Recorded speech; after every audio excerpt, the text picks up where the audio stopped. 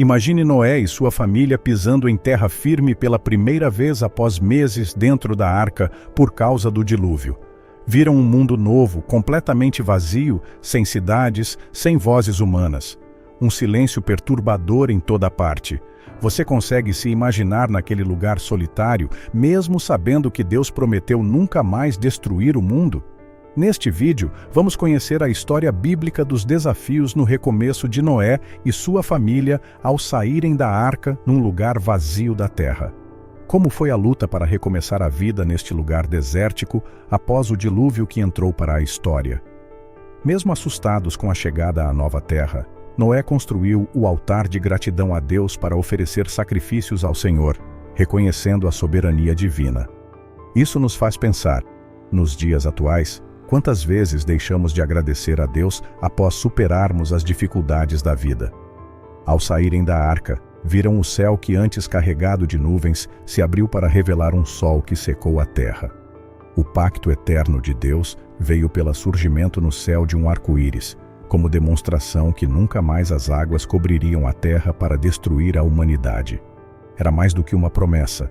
Era um lembrete constante de que Deus é fiel, mesmo nos momentos de dificuldade. Esse momento, além de consolar os sobreviventes, também fortaleceu as bases espirituais para a criação de uma nova era. Os primeiros passos do recomeço foram desafiadores para Noé. Recriar um novo ambiente para seus descendentes viverem não seria uma tarefa fácil. Construir tudo do zero em um ambiente hostil e desconhecido, sem infraestrutura nenhuma para um recomeço. Os animais em terra firme retomavam seus instintos selvagens, enquanto a vegetação começava a brotar timidamente do solo. Comparando com a nossa realidade, este acontecimento nos mostra que os recomeços são difíceis, mas devemos confiar no plano divino, assim como Noé confiou.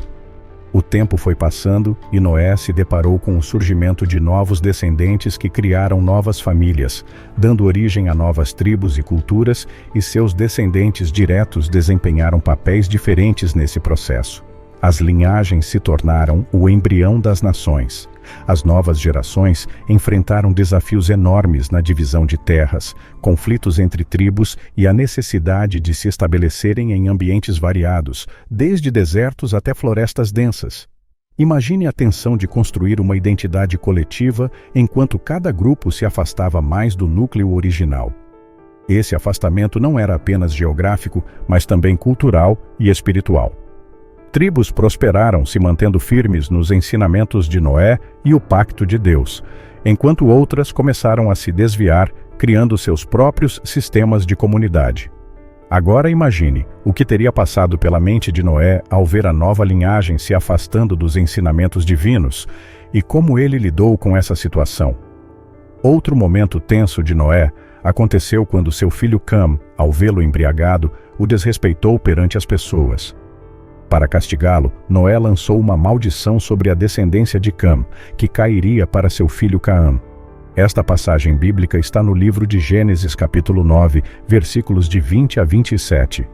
Esta humilhação estremeceu a relação entre as tribos e trouxe implicações sérias. Mas apesar disso, a história bíblica relata que a expansão das tribos continuaram. A família de Noé não apenas povoava a terra, mas também moldava o curso da civilização.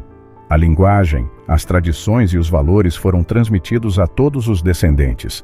À medida que os descendentes de Noé se espalhavam, surgiu uma geração que, ao invés de se submeter ao plano divino, decidiu desafiar a ordem celestial. A primeira grande rebelião aconteceu no episódio da Torre de Babel. Você sabia que a construção desta torre foi um marco histórico dessa nova era? A nova comunidade, querendo se estabelecer naquele lugar, planejou a construção de uma cidade perto da torre na barreira de Sinar. Esta torre era algo impactante. O objetivo era, através da torre, criar uma nova identidade que seria espalhada em toda a terra. Imagine o alvoroço e os conflitos que houveram entre aqueles construtores. Uma torre majestosa para simbolizar poder e principalmente independência. Mas Deus interveio, confundindo suas línguas e forçando-os a se dispersarem. A construção ficou inacabada e a cidade passou a ser conhecida como Babel. Este acontecimento trouxe implicações profundas para os descendentes de Noé. As culturas se diversificaram rapidamente, dificultando a comunicação entre as comunidades. Após a dispersão surgiram as primeiras grandes civilizações. Entre elas, destacam-se as nações da Mesopotâmia, Egito e Ásia Menor. Cada uma dessas culturas traz fragmentos da história de Noé e do dilúvio, adaptados às suas tradições e mitologias. A unidade que antes existia foi fragmentada e as comunidades caminharam em diferentes direções, revelando a natureza rebelde do homem, que permaneceu mesmo após o dilúvio. Enquanto as nações cresciam, Deus permaneceu fiel ao seu pacto com Noé. O arco-íris continuava aparecendo, lembrando a nova criação que não haveria outro dilúvio.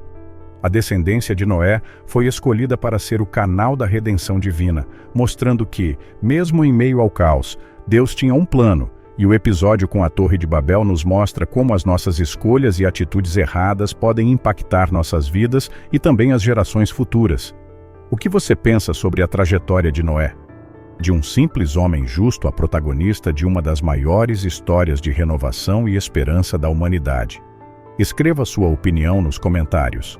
Os acontecimentos após o dilúvio nos ensinam sobre sobrevivência, liderança, fé e legado. Noé não apenas salvou sua família, ele lançou as bases para todas as nações que viriam depois. Este foi o seu legado. Os descendentes de Noé, com suas falhas e conquistas, refletem a luta contínua entre a obediência a Deus e o desejo humano de independência. Essa história bíblica nos mostra o poder de recomeçar, do valor da obediência e da importância de confiar no plano divino, mesmo quando tudo parece perdido. Tenhamos como uma inspiração que irá fortalecer a nossa confiança em Deus e em nós mesmos para buscarmos um propósito maior de vida. Se gostou dessa história bíblica, peço seu like e inscrição no canal. Até a próxima!